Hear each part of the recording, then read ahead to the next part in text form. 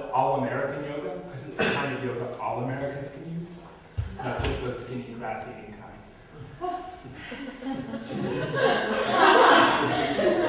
Though I do believe in walking and saving whales. I think I'm going to market it with one of those American Gladiator, like Thor. What's that Indian one's name? Nitro.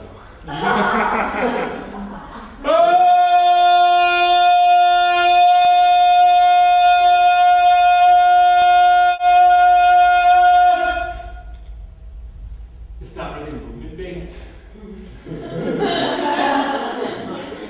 It's more of like a Lamaze class, like Lamaze for the people.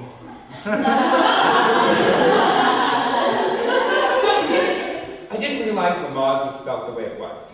I thought it was spelled like llamas, which, when you think about it, makes a lot of sense. Because when you get pregnant, you develop a hump, and you start to look like a camel. And camels are a lot like llamas. And you spit a lot. But then I realized llama was actually spelled L-L-A-M-A. And that llama, L-A-M-A, actually spells llama as in the Dalai Lama. So my whole theory about pregnancy and Lamaze had to be thrown out the window. Alpacas. I heard alpacas. Alpacas, a pair of jeans and some ciggies for the road!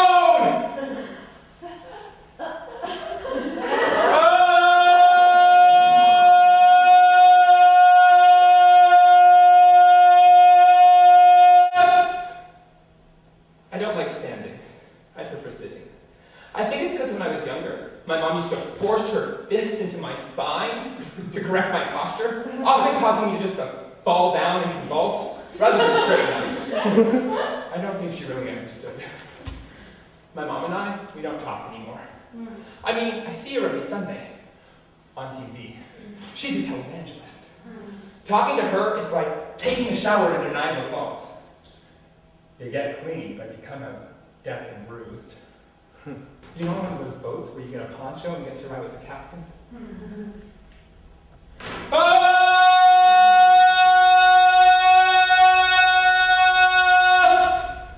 1953, the double helix is discovered. And humans start asking questions. Am I like God, or am I like animals? Am I like God, or am I like animals? Am I like God, or am I like animals? 1 month later, Sir Edmund Hillary climbs Mount Everest. Peter Pan is released in theaters. Elizabeth is crowned Queen of England. And after the recent invention and mass production of the hydrogen bomb, President Eisenhower makes a speech in front of the United Nations entitled, Atoms for Peace!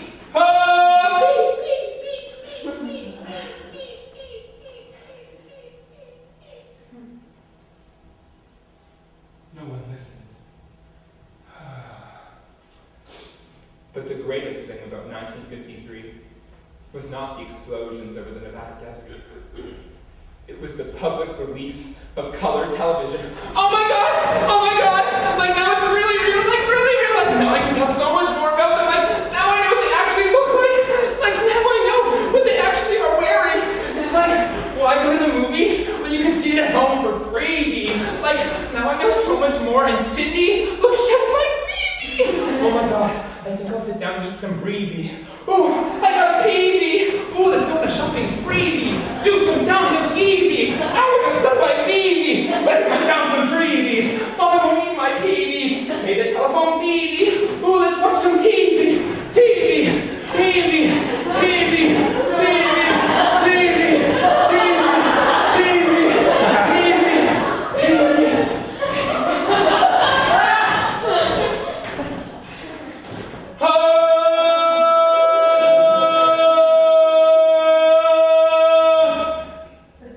Did you know there are 173 seeds atop a McDonald's Big Mac?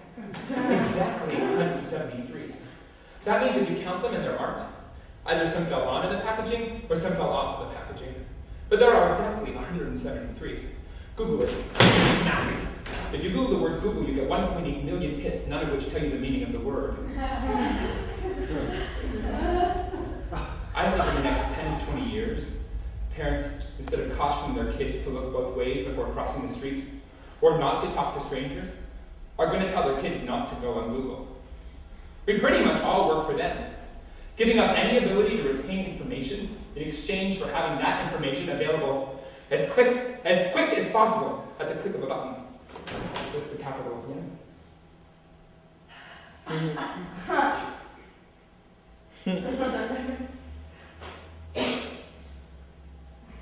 Every time we search for something, they store that information and update their definition systems. So while we're busy, stuck to the computer screen, searching for answers, they're busy making them up in their Googleplex, running around on scooters, drinking fruit shakes in their climate-controlled Superdome. All we want to know, Google, is what the hell our language means. Am I an animal? Am I a human? Am I an animal? Am I a human? Am I an animal or am I a human? It's the only thing that makes any difference, people. Just keep coming up with words and thinking up definitions, and sooner or later we'll be off in space, looking for aliens to be closer to. Let's colonize Mars. No animals there. Fuck no! Emancipation from this tyranny, I say! Emancipation! April 4th, 1968. We've got some difficult times ahead. But it really doesn't matter to me now. Because I've been to the mountain. And I don't mind. Like anybody, I would like to live a long life. Longevity has its place. But it really doesn't matter to me now. Because I've been to the mountain. And I've looked over. And I've seen the promised land. I may not get there with you. But I want you to know tonight that we as a people will get to the promised land. And so I'm happy tonight. I'm not worried about anything. I'm not fearing any man. My eyes have seen the glory of the coming of the Lord.